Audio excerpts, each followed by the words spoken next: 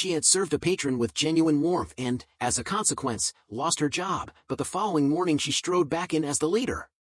Megan had never sought conflict, having always been the quiet soul who kept to her work and treated everyone with kindness, a principle instilled in her from childhood: work diligently, honor others, and avoid stirring trouble when chaos loomed. Yet sometimes, choosing decency exacts a steep toll, and she was on the brink of discovering that the hard way. For nearly 3 years, the modest Lancaster Grill had been her sanctuary, a humble diner nestled on Columbus, Ohio's east side, wedged between a gas station and a laundromat. It was the kind of establishment where truck drivers paused for a steaming cup of coffee, families gathered for leisurely Sunday breakfasts, and where the waitstaff memorized orders before names. The job, though unglamorous with grueling hours, meager pay, and indifferent management, was her lifeline, with soaring rent on a cramped one-bedroom and a younger brother, Evan, in his sophomore year of college who relied on her secret support for textbooks and groceries when their mother couldn't. Megan persevered through double shifts and unappreciative customers. This was precisely why she slogged through extra shifts and endured customers who scarcely met her gaze, along with colleagues who treated compassion as a vulnerability. Megan had witnessed unsettling scenes: Beth, a veteran waitress, dismissing patrons with indifference while sharing flirtatious banter with others, and Jason, a fresher on the team, deliberately avoiding certain tables. The atmosphere shifted with every guest. A well-dressed executive might receive cordial smiles and gentle conversation, whereas a laborer in a paint-splattered uniform would be hastily served, and anyone appearing less likely to tip would be deliberately neglected. Megan despised this injustice, but voicing her discontent was never an option. A few months earlier, a casual comment about a table's prolonged wait had earned her a cold rebuke from Beth, who had fixed her with a steely gaze saying, "You don't get extra pay for saintly behavior." Thus, Megan learned to silence herself, until that fateful evening when everything changed. After the dinner rush had subsided on that languid Wednesday evening, a pace Megan found rather agreeable with fewer patrons, spills, and feigned smiles from colleagues who only donned charm when convenient, she busied herself replenishing the sugar dispensers at the counter. Suddenly, the bell above the door chimed softly, heralding the arrival of an older African-American gentleman. His attire was neat yet modest, a plain button-up and slacks, and he moved with a quiet assurance. Still, his measured pause to survey the room spoke volumes. Megan instantly recognized that moment of hesitation, often seen in customers aware of the unwelcoming aura they might encounter. And, as expected, the response was instantaneous. Beth lounged by the counter, eyes fixed on her phone, while Jason, previously engaged in banter near the drink station, exchanged a fleeting glance with the newcomer before resuming his chatter. No greeting, no acknowledgement at Lancaster Grill, only an icy silence. A palpable heaviness settled over Megan, the unspoken cruelty clearly deliberate, a choice made by her coworkers. For a fleeting moment, she toyed with the idea of staying silent, as was her habit, yet her eyes met the man's steady vigil, as if he was silently challenging them to redeem themselves, if only for a moment. Resolutely, Megan wiped her hands on a napkin, seized a menu, and approached him with a gentle, "Good evening, sir, just you tonight?" The man's eyes softened at her greeting as he replied, "Yes, ma'am," in a measured tone. With a warm smile, Megan directed him toward a vacant booth by the window. "Follow me. Are you comfortable with this booth?" she inquired. "Perfectly fine," he responded as he settled in. She then offered him the menu, extracted a pen from behind her ear, and asked, "May I begin with your drink order?" "Coffee," he said, "black." "Coming right up." Megan hurriedly retrieved a new coffee pot and filled his cup with care, acutely aware of Beth's lingering gaze and Jason's furtive scrutiny, though she dared not glance back. Once she placed the steaming cup before him, he surveyed the dining room, then returned his quiet gaze to her and murmured in a hushed tone, "You're the only one on duty tonight." Megan instantly understood his implication and cast a glance toward her colleagues, finding Beth quietly conferring with Jason, their barely concealed smirks evident.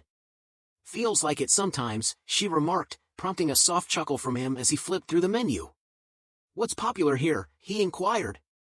Megan tilted her head thoughtfully and replied, "It depends on your mood. If you desire a hearty meal, our pot roast is freshly prepared, but my personal favorite is the grilled salmon." He arched an eyebrow and quipped, "That's so me." With a knowing nod, she promised, "You won't regret it."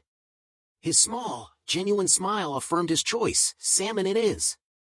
Megan jotted down his order, hearing Beth mutter audibly enough to catch, "He's wasting her time." Megan tightened her jaw yet pressed on. By the time she submitted the order and returned with a refill of coffee, she sensed a subtle but undeniable change in the atmosphere. Beth's eyes had narrowed, and Jason's furtive glances toward the booth betrayed an expectation that she might falter or utter something forbidden. Even Tom, the manager, had briefly peered from his office, scrutinizing the room before vanishing once more. A deep, unsettling premonition gripped Megan, a feeling that she had unwittingly painted a bullseye on her back, though the true extent of the peril would only be revealed come morning. That night, sleep eluded Megan, the hushed mutter of Beth, Jason's sly smirk, and Tom's furtive office glance all conspired to unsettle her. Yet she reassured herself that she was merely overthinking. After all, she had fulfilled her duty as a waitress, serving patrons with decency. So why did her stomach churn as she pulled into the Lancaster Grill parking lot the following morning? The air was brisk, with the sun timidly peeking over nearby buildings. Grabbing her apron from the passenger seat and draping it over her shoulder, she noticed several cars already parked, Tom's among them. Megan entered with expectations of the usual scene, Beth and Jason bantering idly, the kitchen staff busy with morning preparations, and the radio softly humming in the background. Yet an unsettling stillness prevailed. Beth no longer lounged casually by the counter, and Jason wasn't busily brewing coffee or trading quips with the cooks. Instead, both were silently fixated on her. Beth's face wore a sly, enigmatic smile while Jason's arms remained folded, and neither uttered a single word. Her hold on the apron grew firmer as the creak of an opening door echoed. Tom emerged in the office doorway, his gaze fixed on her as though he had been anticipating her arrival all along. In a flat tone, Tom addressed her, "Megan, come with me." A chill gripped her stomach, but Tom offered no further word. He simply turned and retreated into his office. Megan swallowed hard, acutely aware of Beth and Jason's unwavering stares as she trudged toward the rear. Taking a steadying breath, she squared her shoulders and entered the cramped office, its desk cluttered with paperwork and stained by old coffee.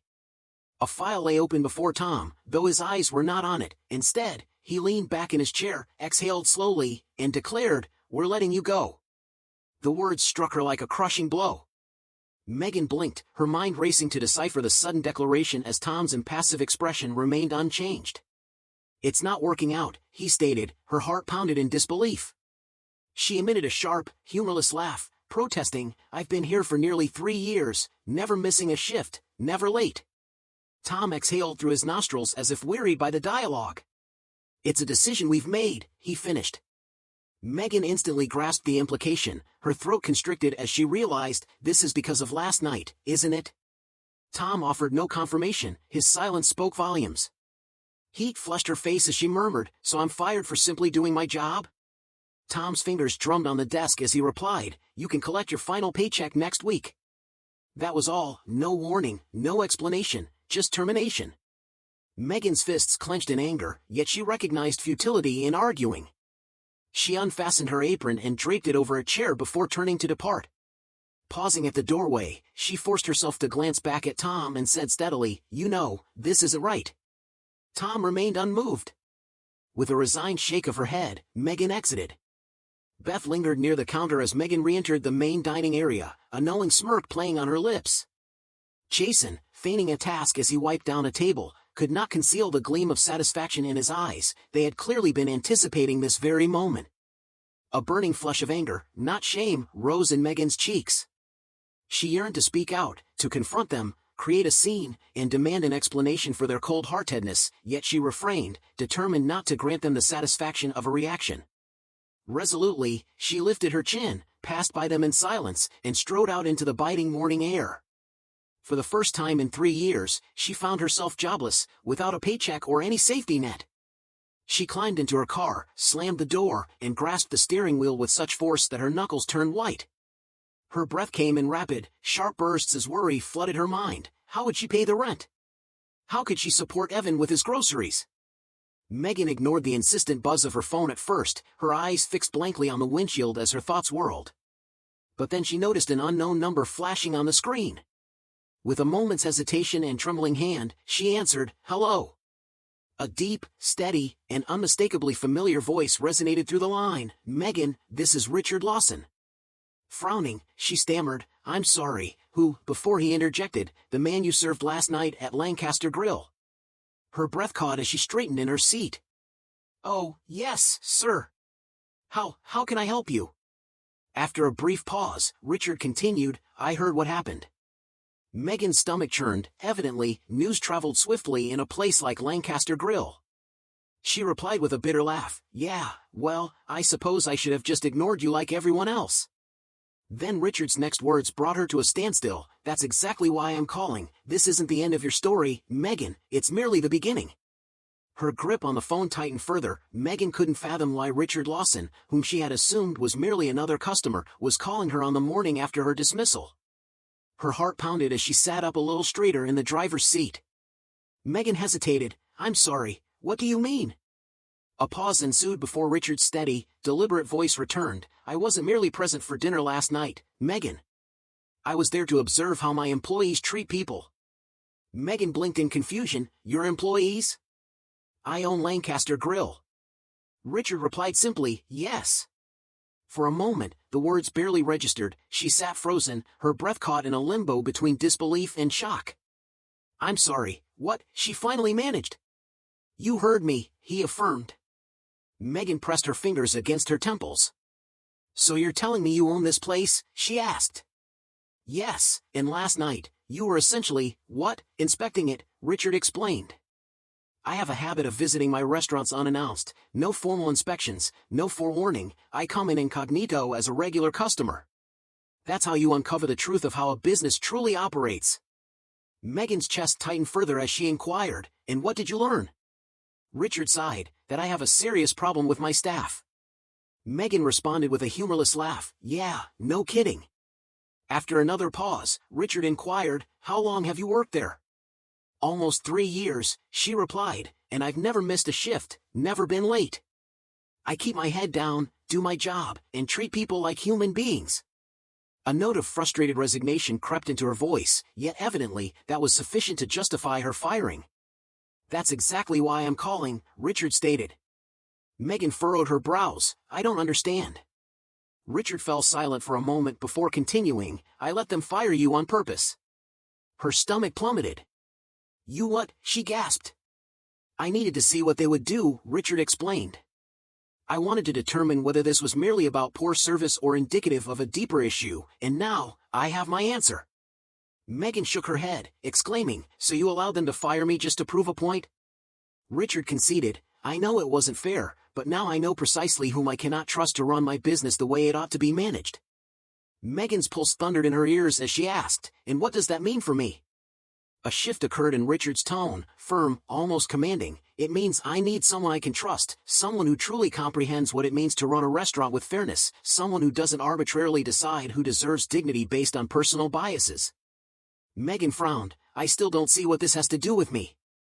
Richard's subsequent words froze her. I want you to come back, he declared, as the new manager. Megan's breath caught, and her mind reeled in disbelief. What? She stammered. You heard me, Richard reiterated. I fired your manager this morning. Tom's done. Megan's mouth dropped open. Beth and Jason are going to lose their minds, she thought. Richard continued, I know this is sudden, but I'm not considering anyone else for the role. You understand what truly matters in a workplace, how people ought to be treated. That is exactly what Lancaster Grill needs. Megan swallowed hard. I don't know if I can do this. Yes, you can, Richard said firmly, and you should. She gazed out the windshield, her mind reeling. Less than 24 hours ago, she had been cast aside as if she were insignificant, and now she was being offered the very position once held by the man who had fired her. Taking a measured breath, she asked, What do you say? Richard inquired. Megan hesitated, still haunted by Beth's mocking tone, Jason's smug silence, and Tom's dismissive demeanor. Each had assumed she was finished, that she was gone for good. Yet now, here lay her opportunity to become the change they never expected. Lifting her chin and tightening her grip on the phone, she declared, I'll do it. Richard exhaled a satisfied breath. Good. Come in tomorrow morning, you start at 8. Megan nodded, though he couldn't see it, replying, I'll be there. As she hung up, she sat in stunned silence, clutching the wheel while the enormity of her new reality sank in. Less than a day ago, she had left Lancaster Grill with nothing. Tomorrow, she would return as the boss, and she was determined not to play nice. Outside Lancaster Grill, Megan clutched the strap of her bag as the crisp morning air, sharp enough to slice through fabric, brushed past her, but she barely noticed its chill. She had spent the night lost in thought about this moment. Yesterday, she had departed this building with nothing, no job, no explanation, no respect. Today, she was returning with the very asset that Beth, Jason, and Tom had never imagined she possessed: authority. She took a deep breath, squared her shoulders, and pushed open the door. The familiar aroma of freshly brewed coffee and sizzling bacon enveloped the space, just as it always had. Customers were dispersed among the booths, with forks clinking against plates and a gentle hum of conversation merging with the soft radio background. Initially, no one seemed to notice her arrival until Beth, turning away from the counter, saw her and froze. Even Jason, who had been laughing with a busboy, caught sight of her. His mouth snapped shut mid-sentence as a trace of confusion and unease flickered across his face. The moment felt almost too perfect. Megan allowed the moment to linger just long enough to make them squirm before she proceeded toward the counter, setting her bag down with deliberate purpose. Beth was the first to recover, scoffing while crossing her arms. "What the hell are you doing here?" Megan tilted her head enigmatically and replied, "You'll find out soon enough." Beth's smirk faltered before she could utter another word. Then a door at the back creaked open, and Tom emerged from his office, visibly irritated as he flipped through a stack of papers. "Beth, I need you to," he began, but upon noticing her, his entire body stiffened. His eyes darted first to Beth, then to Jason, as though trying to comprehend the unfolding scene. Finally, he spoke slowly, "Megan, you don't work here anymore." Megan offered a smile, though it lacked any genuine warmth. "Actually, I do," she asserted. Tom blinked, and before she could continue, another voice interjected, "I believe I can clarify." Every head in the room turned as Richard Lawson entered, as calm and composed as ever, his hands tucked in the pockets of his tailored coat. He surveyed the room methodically before fixing his gaze on Tom. Beth's face drained of color. Jason appeared as though he wished he could vanish. Tom opened his mouth, then abruptly closed it. Richard moved to stand beside Megan and addressed the staff in a steady, measured tone imbued with authority. "As of this morning, Lancaster Grill has undergone management changes, effective immediately. Tom, your position is terminated." Beth gasped, and Jason looked as if he had been struck by a blow. Tom's face reddened fiercely. "Wait a damn minute." "No," Richard cut him off sharply. "I've already heard enough from you." Tom's mouth snapped shut. Megan felt a twinge of pity, almost. Richard then turned to the rest of the staff and said, "Some of you may be wondering what's happening. Let me simplify. Last night, I visited this restaurant incognito as a regular customer. Let my words sink in. What I witnessed was unacceptable. No one dared speak up." He gestured toward Megan. "This woman was the only employee who treated me with respect, the only one who performed her duties as they should be." Turning back to the staff, his expression hardened. "The rest of you either ignored me entirely or made it abundantly clear that you had no interest in serving certain customers." His voice grew sharper. "That ends today." The room fell into a heavy silence. Then Richard turned back to Megan. "Megan, you are now the new manager." Beth's mouth fell open, and Jason's jaw clenched, while even the busboy near the kitchen appeared eager to applaud. Megan allowed herself a small, knowing smile as she turned toward Beth and Jason, who remained frozen in stunned silence, and leaned casually against the counter. "Well," she said lightly, "this is awkward." Beth's expression twisted as she addressed Richard sharply. "You can't be serious." "Oh, I'm very serious," Richard replied. "If you don't like it, you're free to leave." Beth abruptly clamped her mouth shut, nostrils flaring. She wasn't foolish enough to risk losing her paycheck, and she had no intention of departing. Jason, however, didn't display such prudence. "This is bullshit," he began, but Richard interjected, "You're welcome to quit as well." Jason froze, his mouth opening and closing as if calculating his next move. Beth glared daggers at Megan, yet Megan merely smiled in return. "Looks like we all have a lot of adjusting to do," Megan remarked in a light but firm tone. "So, let's get to work." She watched as Beth stormed toward the coffee machine, mumbling under her breath, while Jason grabbed a rag and began wiping down a table with stiff, angry motions. Richard cast a knowing look at Megan and said, "I have a feeling you'll do just fine here." Megan exhaled, observing as the restaurant settled into a new reality, a reality where she was in charge, and for the first time since entering this building 3 years ago, she felt a deep, newfound respect. The ensuing weeks proved to be intriguing. Megan had anticipated resistance, and she welcomed it. Beth scarcely spoke to her except when necessary, her habitual smirk was replaced by tight-lipped silence. Jason sulked through every shift, clearly demonstrating that he remained only because he had no better options. A few other servers, long accustomed to the old culture of favoritism, gritted their teeth and adjusted, some did not, and a couple of employees abruptly quit during the first week, storming out without notice once it was apparent that the unspoken rules dictating who deserved quality service were finally obsolete. Megan didn't lose any sleep over it. She wasn't there to make friends, but to set things right. In her initial days as manager, she observed carefully, noting who truly put in the effort, who resisted change, and who merely required a gentle nudge in the right direction. Gradually, things began to shift. The kitchen staff, once silent and withdrawn, started voicing their ideas and pointing out injustices, and the younger servers, formerly following in the footsteps of Beth and Jason, turned their attention to Megan. One night, a busboy, a college student named Noah, who worked nights to afford his schooling, stopped her while she was wiping down the counter. "You really got rid of Tom for that, didn't you?" he asked in a cautious tone. Megan looked up, puzzled. "For being a jackass to customers?" Noah clarified, "I mean, we all knew it happened, but I never thought anyone actually cared." Megan set the rag aside and met his gaze firmly. "I care," she said. Noah hesitated, then nodded, "Good." And just like that, change began to stir. It wasn't immediate, but gradually, the entire atmosphere at Lancaster Grill transformed. Customers who had once been overlooked began to arrive more frequently, smiling at the sight of Megan behind the counter. Regulars, previously reticent, started to open up, sharing snippets of their day and even tipping more generously. Even the staff, initially skeptical, began to follow her lead. Then one afternoon, Richard Lawson walked in. Megan was in the midst of balancing invoices when she heard his voice. "How's my investment doing?" He turned, set the paperwork aside with a smirk, and said, "I think we're in good shape."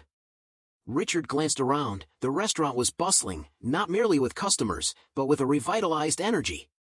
The staff now moved with purpose, the atmosphere lighter, and the previous tension completely dissolved. Richard nodded, satisfied. "Told you you'd be fine." Megan leaned against the counter. "You didn't exactly give me a choice," she remarked. Richard chuckled, "No, I didn't." Megan exhaled and surveyed the room. "It's strange," she admitted, "for the longest time, this job was just a means to a paycheck, but now, it's become something more." Richard's expression softened. "Funny how life works, huh?" he mused. Megan recalled that morning, sitting in her car, feeling as if she had lost everything. Yet here she was, no longer just another waitress, but the boss, having ensured that Lancaster Grill would never revert to its old ways. For sometimes doing the right thing isn't easy. It may cost you everything, yet it can also grant you far more than you ever imagined. In the end, she realized that integrity truly matters, for it all begins with the way we treat one another.